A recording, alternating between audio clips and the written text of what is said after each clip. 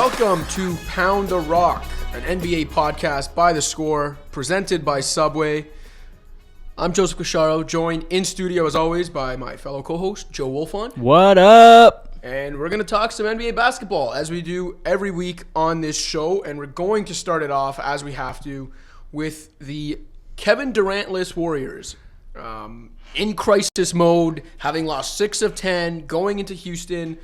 Rockets riding a 9-game winning streak. The Warriors are going to continue to look pedestrian. Everyone's going to talk about how susceptible they are to an upset come playoff time. And then it ended up being a close game, but there was parts of that game where the Warriors just steamrolled them.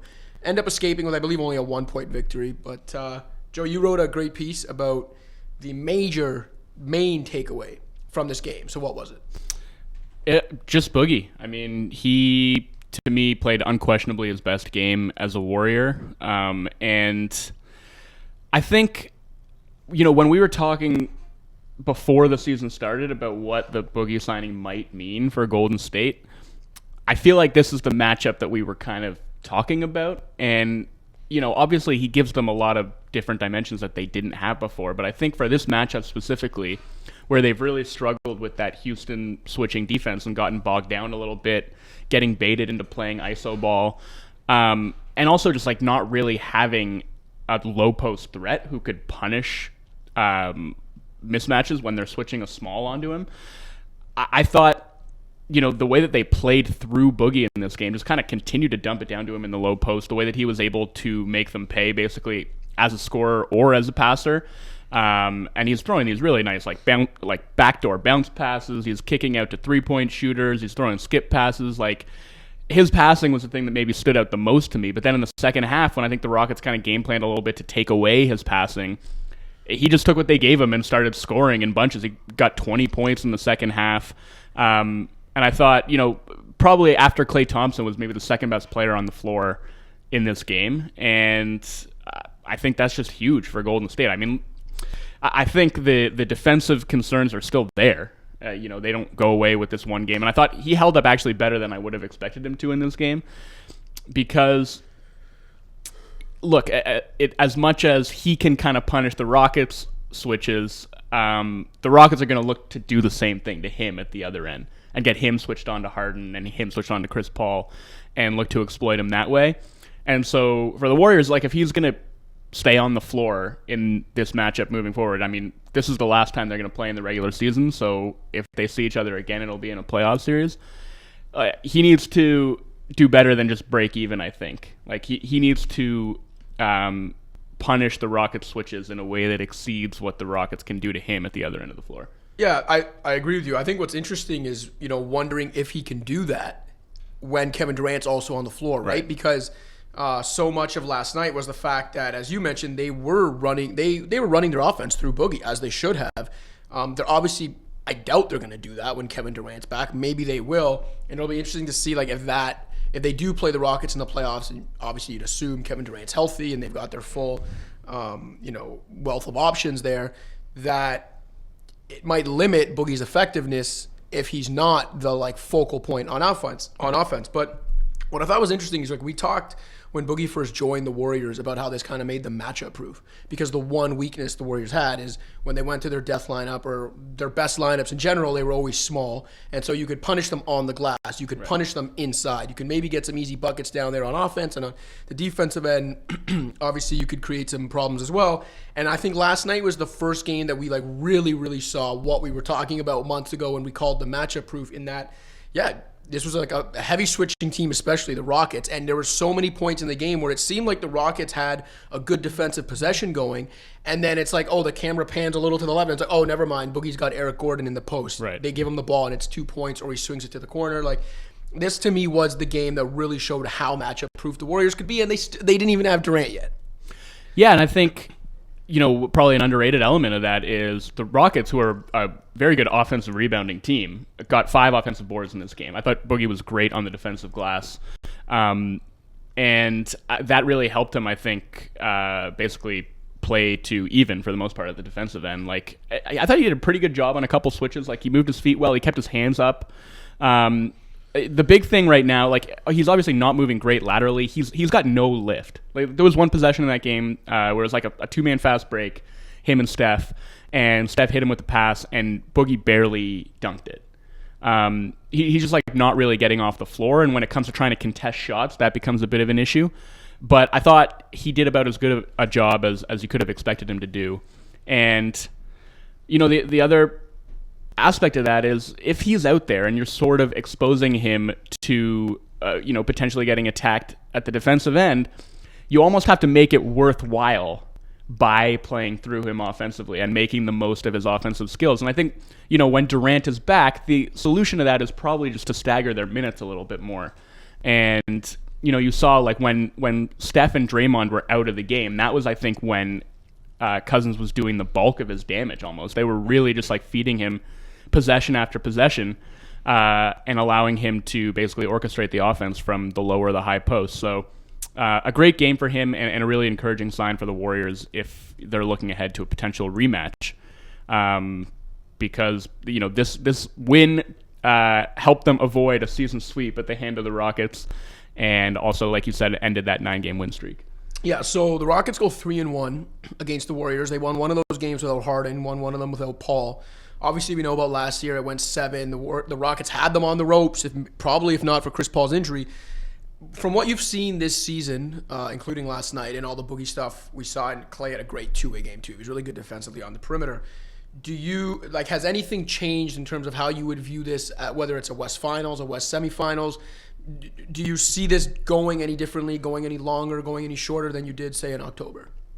I still think that the Warriors kind of have this. And again, the Rockets have been playing great. Their defense has looked so much better lately. But if I had to guess, I would say that they would have a less competitive series than they had last year, because I still think the loss of Ariza is going to hurt them. And I just don't think their supporting cast is as good. And most importantly, I just don't think Chris Paul is as good. He looked great last night, by the way. He had a really good game. But those are the kind of games that he was having routinely last year. And this year it's more like he's been really good for the last few weeks, even though like he hasn't shot the ball particularly well. But I mean, offensively, he just isn't really the same guy. And you saw there were a couple occasions where he got Boogie switched onto him, didn't even look to attack him off the dribble, just went to that step back jumper.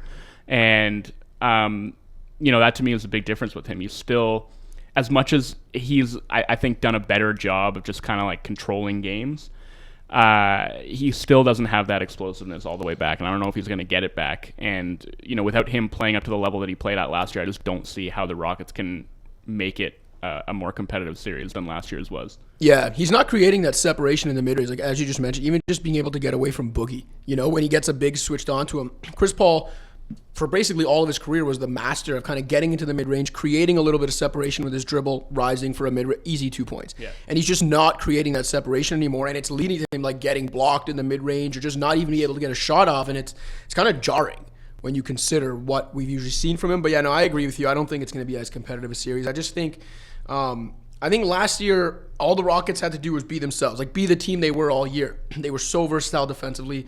Obviously, we knew they could shoot the ball. Like Harden in his MVP year, they just show up and be who they were, and they had a shot to give the Warriors a run at least.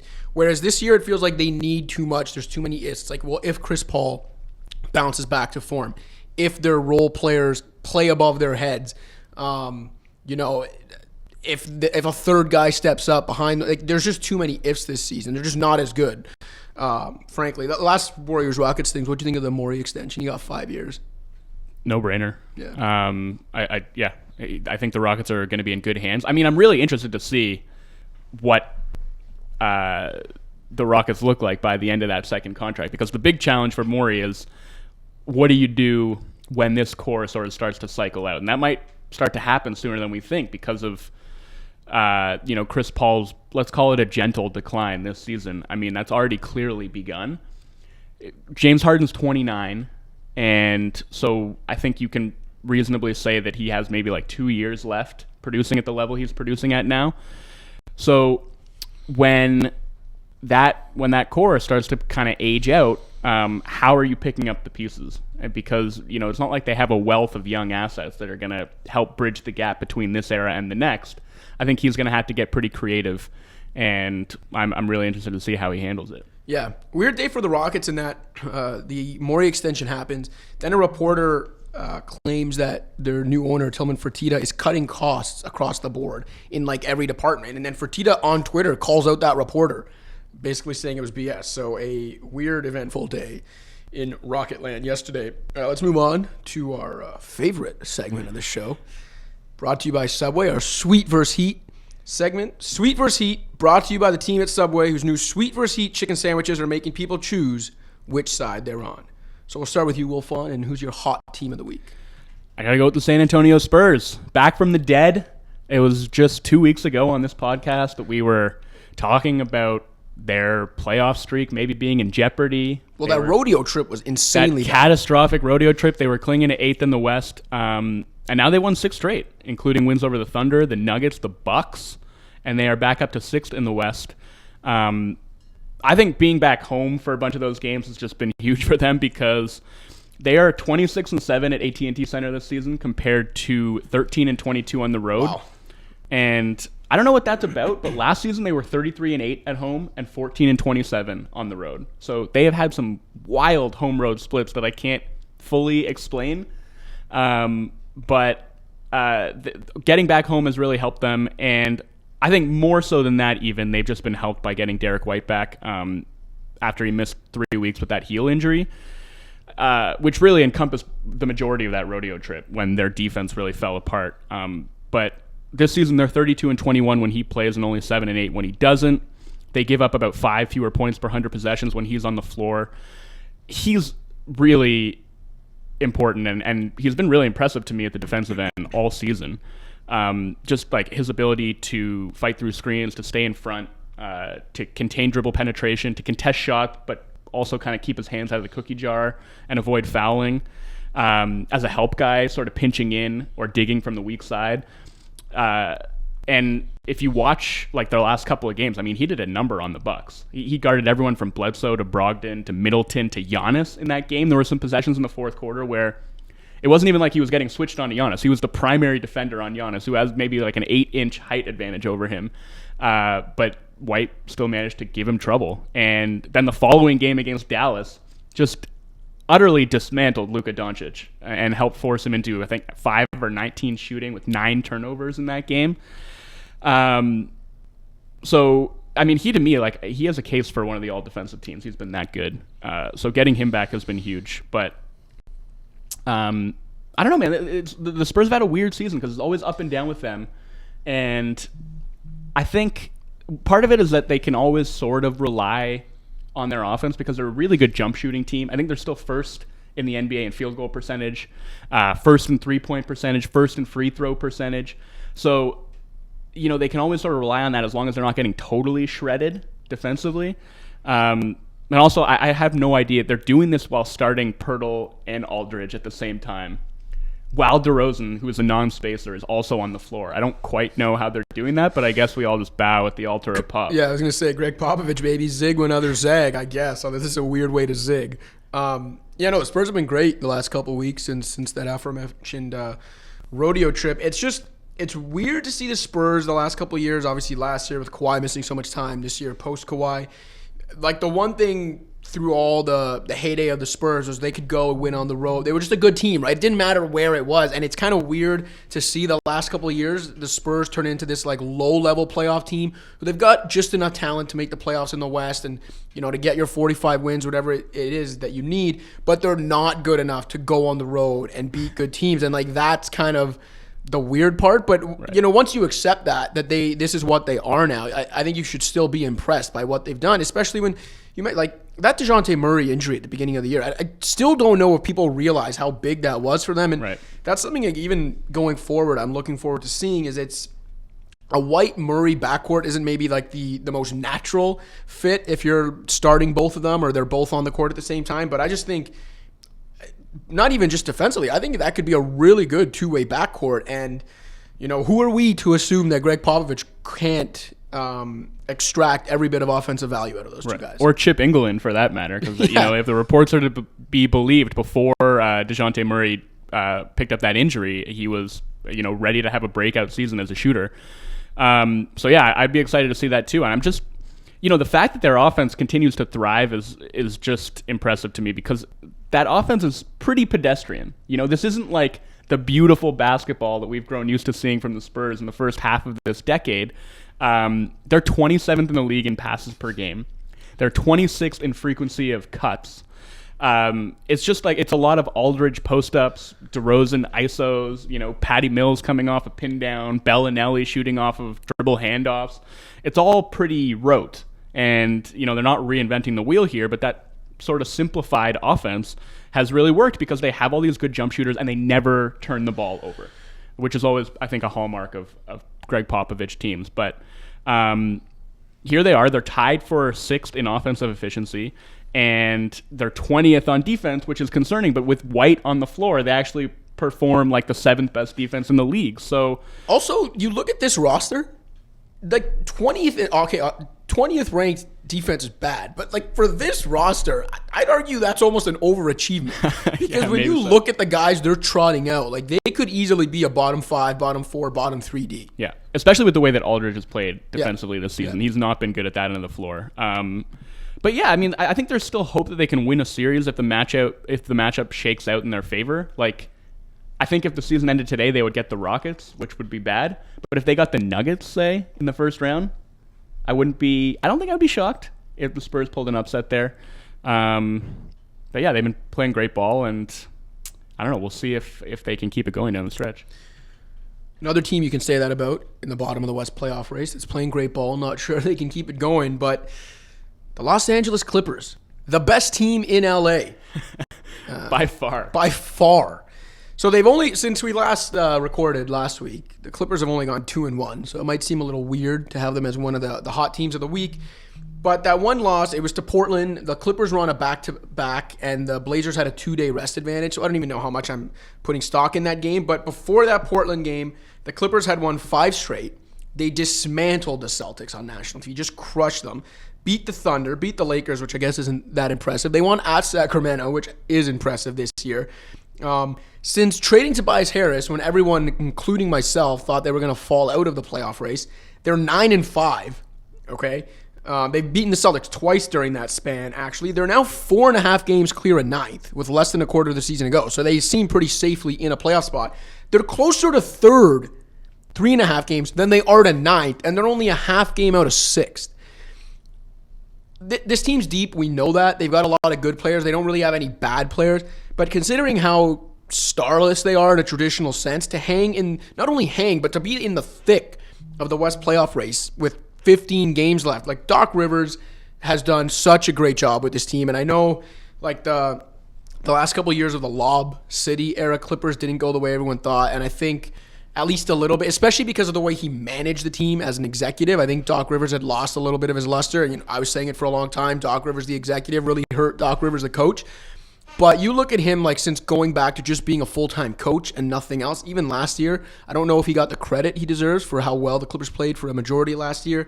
And just what they're doing now is pretty incredible. I think he definitely belongs on the short list of candidates for Coach of the Year. I mean, he's up there with Bud, with Nate McMillan, and maybe Kenny Atkinson. I don't know. It's like maybe a 5-person list in contention for that award. He's really done an incredible job. And obviously, props to everybody on that roster who, instead of rolling over, have really taken it upon themselves to just crank it up several notches. And I think what you really notice when you watch them is they constantly just seem to be outworking and out-hustling anybody they're playing against. Like, the intensity level from the Clippers always just dramatically outstrips that of the team they're playing against.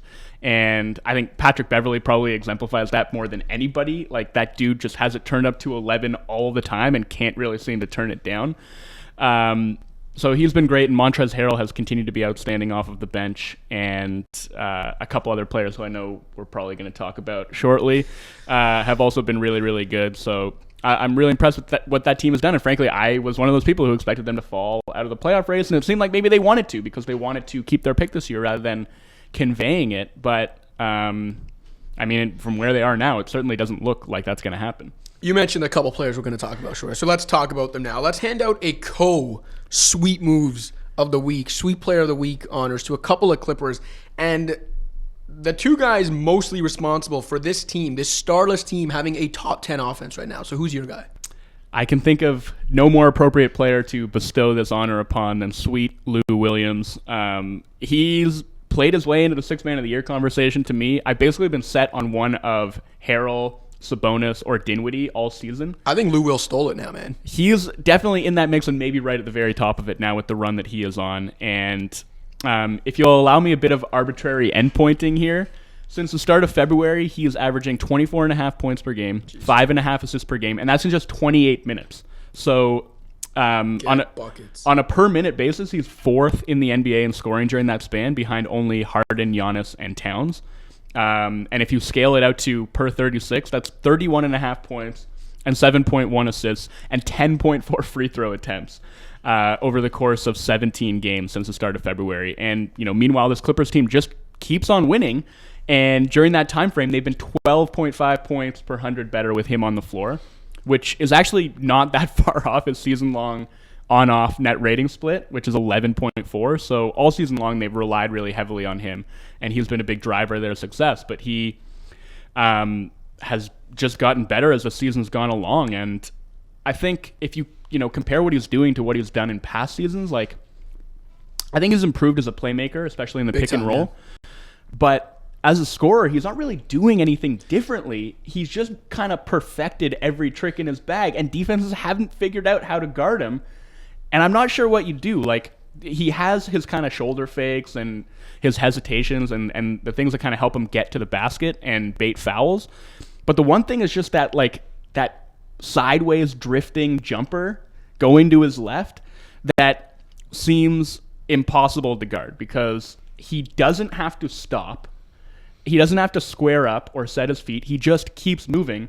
And if you're a defender tasked with challenging that shot, I don't know how you're supposed to time that in such a way that allows you to contest that shot. I don't know how you have the body control to basically drift with him so that you're not just flying right past him or basically just not entering his field of vision at all. And the fact that he's like, I feel like it gets more exaggerated every year how much he leans and also just how accurate he is with that jumper. So he's been awesome and obviously just like a delight to watch every night. Yeah, and here's the thing I've been saying about Lou Wilford. Like, going back to when he won his second Sixth Man of the Year award with the Raptors, I think 2015 is. So, like, bench scorers. I think that was his first one. Didn't he win last year? Last year was the second one. Oh, okay, you're right. Yeah. So the thing with bench scorers is they get kind of a negative rep in the sense that a lot of them are just kind of like gunners, they're chuckers. A lot of times they're Jamal Crawford. Right. The last time Jamal Crawford won Sixth Man of the Year, don't get me wrong, he had some great years, but the last time he won Sixth Man of the Year, it was a joke. It was a joke. He was so inefficient that year. Like, he was a net negative on a basketball court. The thing with Lou Williams is, like, you can't pigeonhole him into that criticism because you can, aesthetically maybe not like the way he plays. Guess what? This guy gets it done. He's been efficient like every year. It's not like he's doing this in a bad way. You look at his last, 5 years. True shooting percentage, 56, 58, 59, 57. This year, just under 56. Like, not every player has to do it the same way. You know what I mean? Not everyone can be Steph. Not everyone can be LeBron, obviously. Like, as long as a guy's getting his job done, especially offensively, when he takes on the offensive load Lou Williams takes and still gets it done efficiently, who cares how he does it? Right. He can shoot. He's a master at getting to the free throw line. Again, complain all you want. There's not some conspiracy out there. People like referees didn't get together one day and think, you know what, we're going to pick Lou Williams and James Harden and give them more call. It's like, no, these guys have an elite skill at drawing fouls. Appreciate it. So, yeah, I just wanted to go on that rant about Lou Williams because I think people need to realize he's not a traditional bench chucker who's just going out there and getting his buckets. This guy's doing it really efficiently. Also, in the course of filleting the Boston Celtics earlier this week, he became the NBA's all-time leading bench scorer, surpassing Del Curry. So props to him for that. 32 years old and just seems like he keeps getting better. So incredible. All right, before I get to the actual player, I'll bestow the sweet Player of the Week honors to, I want to give half of Lou Will's Sweet Player honor to my Paisan and his teammate, Danilo Gallinari. Gallo has battled a lot of health issues over his career. I think we know that. He's missed, I think, like 13 games this year. But pour one out for the season Danilo Gallinari is having this year, man. Last 10 games that he's played, the Clippers are 8-2. Okay, he didn't play in the Portland game. It was a back-to-back. They're trying to preserve that fragile body of his. But last 10 games where the Clippers are 8-2, Gallo averaging 22 points on 51, 41, 89 shooting. Okay, only Landry Shamet has a better on-off net rating than Gallo on the Clippers during that time. And on the season, Gallo's averaging better than 19 points per game on a true shooting percentage just a hair under 63%. Okay, there are only 2 active players in the NBA who have ever scored at least 19 points on a true shooting percentage that high while also mixing in some three-point attempts, okay? Those 2 players... Not cherry-picking stats at all here. Not at all. Very, very regular cutoffs that we use. 19 points, 63% true shooting percentage, 5 3-point attempts. Those 2 guys, Steph Curry and Kevin Durant. Obviously, Gallo's not Steph Curry and Kevin Durant, but that just puts into perspective how absurdly efficient he's been this year. And It's just like every year, every week, every night, you look at a Clippers box score, and it's like, oh, Gallo, 20 points. What? 7 of 11 shooting? Like, how's this guy consistently scoring 20 points on less than, like, 12 shots? Obviously, a lot of it is he's getting to the free throw line. He's shooting the lights out from 3. I just think it's a really great story. Gallo's a fantastic offensive player.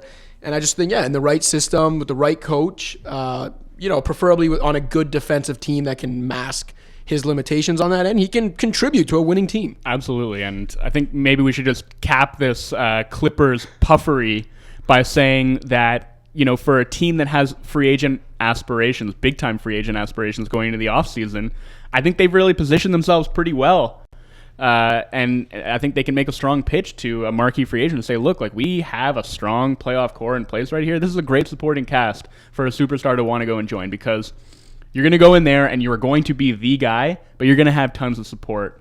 And I think, if I was a team like, say, the Toronto Raptors, I might be a little bit worried because, they already sort of had the market to sell free agents on, and now, they seemingly also have the situation. Yeah, and also, who doesn't want to be part of that bench celebration when Gallo hits a 3 where they do the Italian like that? That's just great stuff. That's the icing on the cake right there. Not biased the free at all agent by pitch. myself. All right, my real Sweet Player of the Week, to get away from the Clippers, it's been a Clippers pod so far, is Otto Porter. Shouts to Otto Porter. Since being dealt at the deadline to the Bulls, and it was kind of a weird deal because the Bulls, no one really knew what direction they were going, but I said at the time I thought it made sense for them. They're getting a good young player that fits with their rebuild. Otto Porter averaging about 18 points on 49, 49, 90 shooting in 13 games with the Bulls. Bulls are 7-6 during that time, which doesn't sound crazy, but when you consider they're 19-50 on the year, the fact that they're 7-6 with Otto Porter in the lineup while he's kind of taken on like primary offensive duties is pretty remarkable. So I just wanted to kind of give him a shout out, and the Bulls, honestly, too. Other than getting spanked by the Lakers, they've been pretty respectable the last few weeks, and Porter's two-way play has been a big part of that. And even in that Lakers game, I mean, they were right there until the last 5 minutes or so. So I do think they've been playing pretty well lately. And the thing with Porter is their wing core was so bad that even just a marginal upgrade has been enormous. And it doesn't even necessarily matter how good he's been, and he has been good. It's just having a competent two-way wing, a guy who can defend and a guy who can shoot, and obviously as he's showing, even handle the ball a little bit, has just changed their fortunes so much and made them so much more of a cogent, functional team.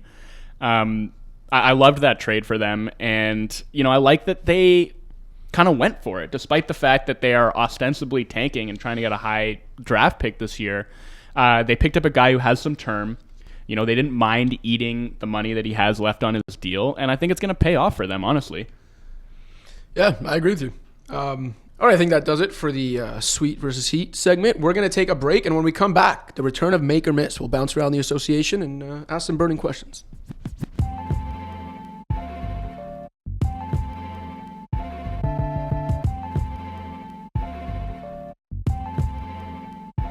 All right, welcome back to Pound the Rock. It's time for another one of our favorite segments, Make or Miss. We throw out a question, statement, whatever you want to call it, and then we debate whether it is a make or a miss. So the first one, Joe, another unfortunate incident in Utah this week. Fan told Russell Westbrook to get on his knees like he used to. Russ didn't take kindly to it. Some words were exchanged. The fan has been banned, not just from Jazz games, but from the Jazz arena. Westbrook was fined $25,000. In the wake of that, a lot of players came out. J.R. Smith came out. Some other vets came out to talk about the fact that this is nothing new for Utah, whether it's race-related, whether it's misogynistic. Players have often said that the Utah crowd is among the worst, if not the worst. So I guess what I want to ask you is does the fan base have a legit problem? It's very obvious there are issues there. The players aren't lying about this. Right. Is it fair to paint an entire fan base with this brush? No, it's not fair to paint an entire fan base with that brush, but, you know, there is a lot of culpability to go around, I think. And so I will call it a make, but I'll qualify it by saying I definitely don't think that this is exclusive to the Jazz fan base. I do think that there has been some sort of institutional failure there when this many players are coming out and saying, like, this is an issue specifically in this arena.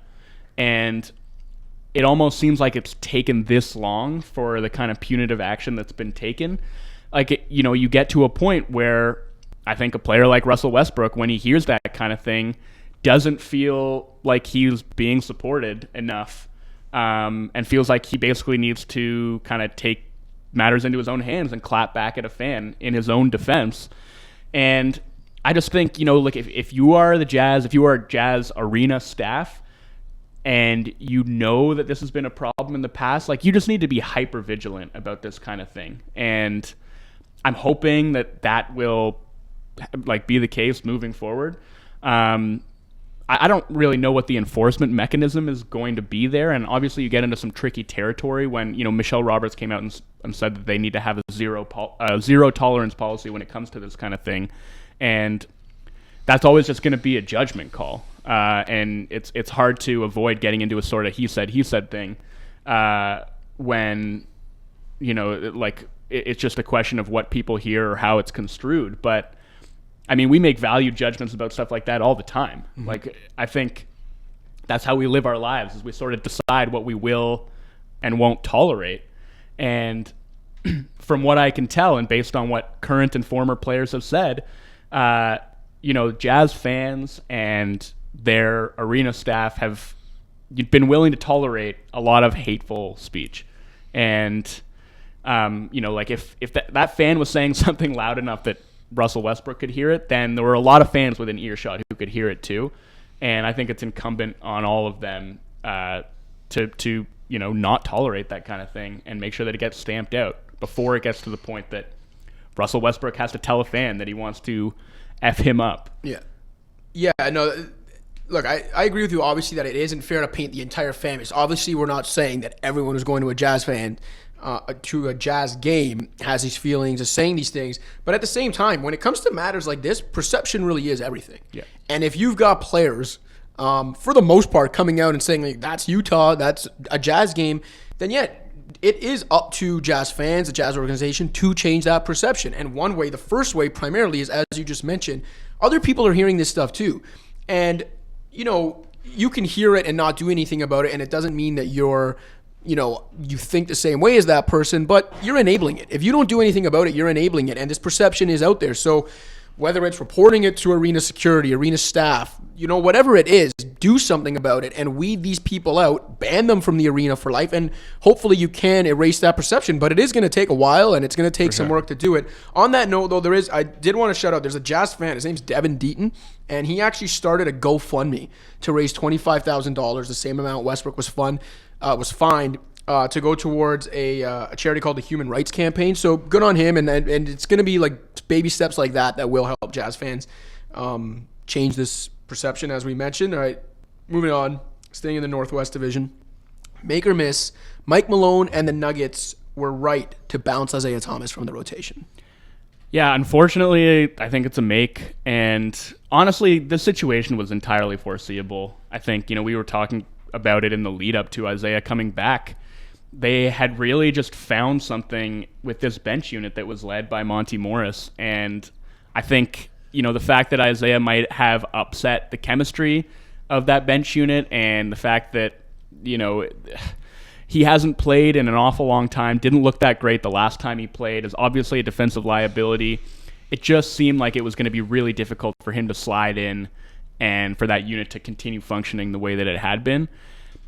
I mean, it sucks for him. Like, I feel terrible for Isaiah Thomas. Like, 2 years ago, he was talking about backing up the Brinks truck, and this guy finished absolutely justifiably. Where did he finish? He finished, what, third, fourth in MVP voting 2 years ago? I think fifth. 2 years ago. Top five in MVP voting. And that season, that is, no joke, no exaggeration, one of the absolute greatest offensive seasons for a guard ever. There are 36 instances in recorded history of a player having a usage rate of 34% or higher. Of those 36 individual seasons, Isaiah Thomas's 2016-17 season, number one in terms of true shooting, 62.5%. Just an unbelievable year. For a guy that's literally our height, just a bit, like half an inch taller than us. Yeah, it was incredible. And for him to have fallen this far this fast was just, it's gutting, man. And he's playing on a minimum contract and can't get minutes, even coming off the bench. I mean, that's brutal. Like, I can't remember a situation where a player basically in his prime in terms of age has fallen from grace so quickly. And I just hope that he gets another opportunity somewhere next season and is able to get back to something resembling his former self. And maybe that just means that he is like, a Lou Williams style gunner coming off the bench. But if he can find that kind of a role for himself, I would be overwhelmingly happy for him. Yeah, I think it's a make. I wanted to play devil's advocate and say it's a miss, because if you're bringing in Isaiah and you know the issue with his injury, like,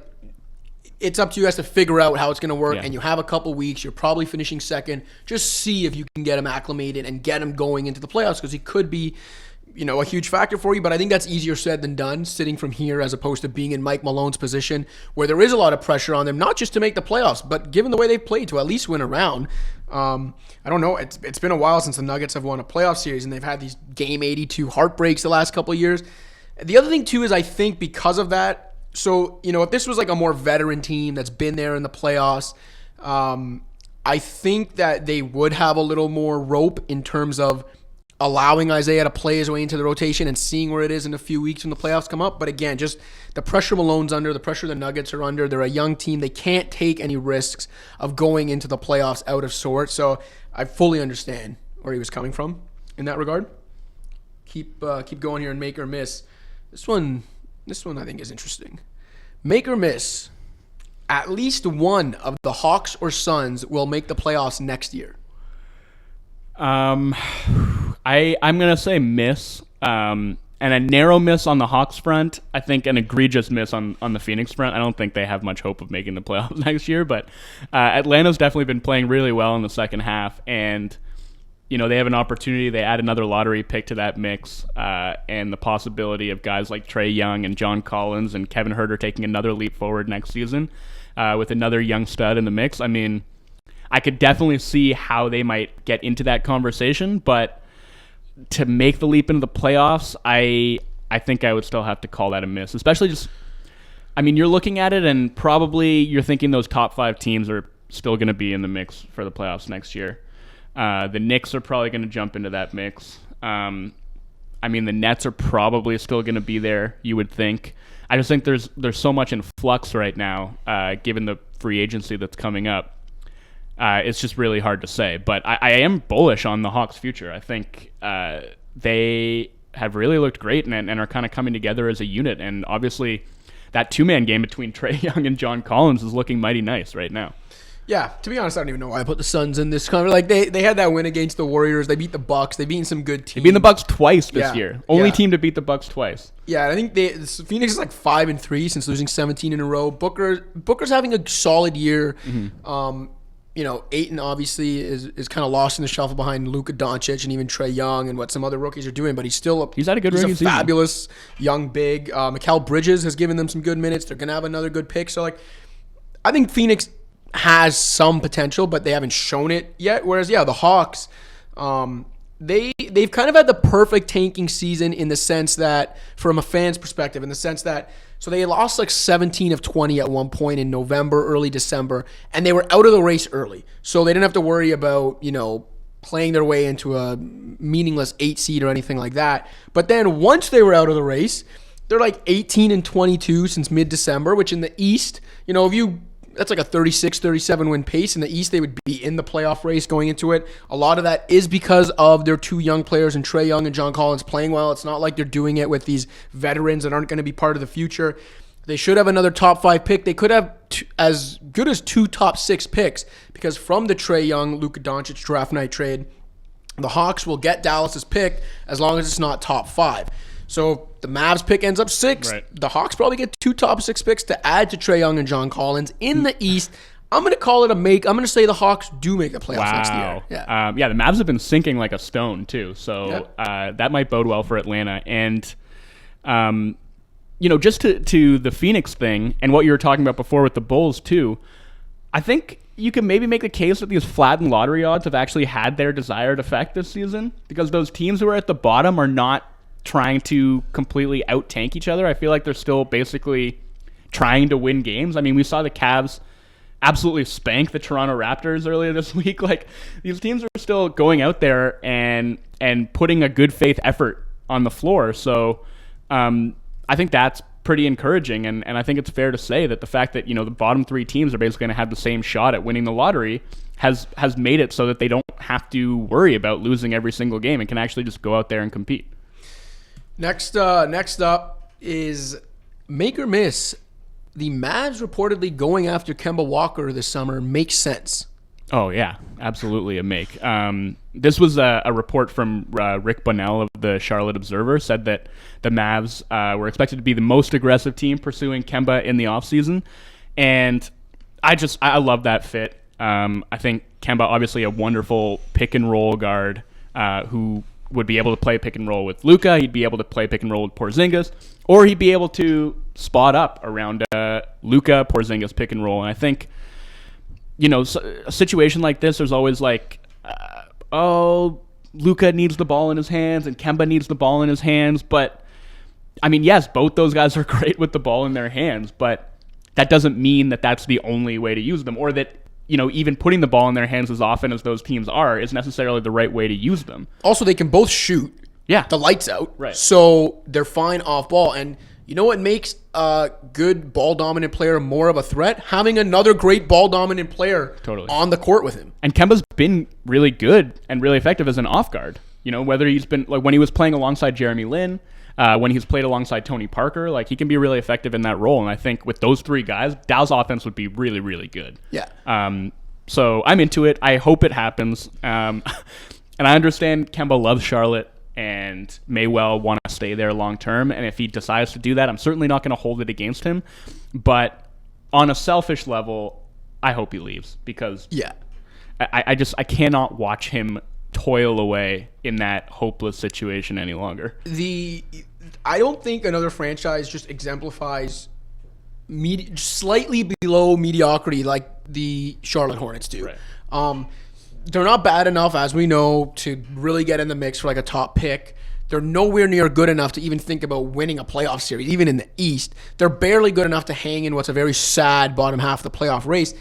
And yet, through it all, Kemba Walker has emerged as a legitimate superstar in my eyes in the NBA. What he can do as a guard in this version of the NBA is very tailor-made to winning basketball, especially on the offensive end. So I hope the guy joins a team where he can play some meaningful basketball in March, April, May, maybe even June, who knows. But he needs to get out of Charlotte. He needs to get away from the Hornets. Free Kemba. Speaking of things needing to get away from things, the NBA needs to get away from James Dolan. So let's wrap it up with So do you watch Game of Thrones, Joe? Of course. All right. Spoiler alert for anyone who doesn't. We're not concerned if we're ruining like season 5 spoilers for you. But anyway, make or miss, James Dolan is the Mad King of the NBA. I'll call it a make, and I'll just say one thing before I clear out for you, because I know talking to you off the air that you were getting pretty hyped up for this one. But in the books, there's actually a line the Mad King, his kingdom is about to be usurped, basically. The city is about to get sacked, and he plans to, before that happens, literally just burn it all down. And there's a line he says, let Robert, who's the usurper, be the king over ashes and charred meat. And I feel like if the reports are to be believed that James Dolan is entertaining offers for this Knicks team, in the range of $4 or $5 billion, he seems to be making sure that he burns everything down before that franchise changes hands. So I'll call it a make, and now I'll clear out for you. Yeah, so I got bad news in the sense that we may never be invited to a Knicks game ever because James Dolan doesn't take criticism lightly and has banned media before for criticizing him, and I think I'm about to get us banned from Knicks games. Aside from that, he is definitely the Mad King. It's a make. If this was like a real life crime, if Game of Thrones was real life, it would be in poor taste to compare a basketball team owner to a guy that threatened to burn the people of his town. But guess what? When it's fiction, all is fair. And James Dolan is absolutely taking a blowtorch of wildfire to the Knicks, to New York, to Madison Square Garden, to the Mecca. This guy is a joke of an owner. Other than the fact that he spends a lot of money, which is great, as an actual owner, he is a joke. Last 20 years, 15 losing seasons. They've made the playoffs 6 times. They've only won 2 playoff series in 20 years, 0 conference finals appearances. Worst of all, obviously, no joking matter. MSG was successfully sued by a woman who was suing them for sexual harassment in the sense that she alleged that she was fired after complaining about sexual harassment from Isaiah Thomas, who was running the Knicks at the time. She successfully won that lawsuit, and a few years later, James Dolan brought Isaiah back to run their WNBA team. How much of a clown do you have to be? The last 5 seasons, they're on pace for their 5th straight 50-loss season, okay? He tries to censor negative media, like literally doesn't accept media criticizing what's a very easy to criticize team and then tries to have them banned from like getting credentials or going to press conferences.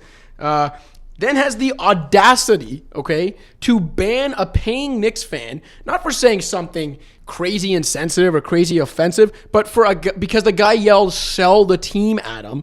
He then claims this fan ambushed him when the video clearly shows all the guy did was yell "sell the team," and James Dolan, with that crap-eating grin of his, goes up to the guy and says something along the lines of, how'd you like to watch the Knicks from home the rest of your life?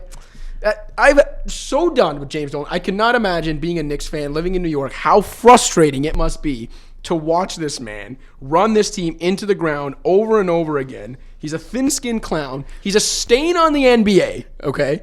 And if he does sell the team, take his money, do whatever he does. The NBA will be better off for it. Where is Jamie Lannister to slay this king? Well, so the NBA has set a precedent of taking away a team from an owner.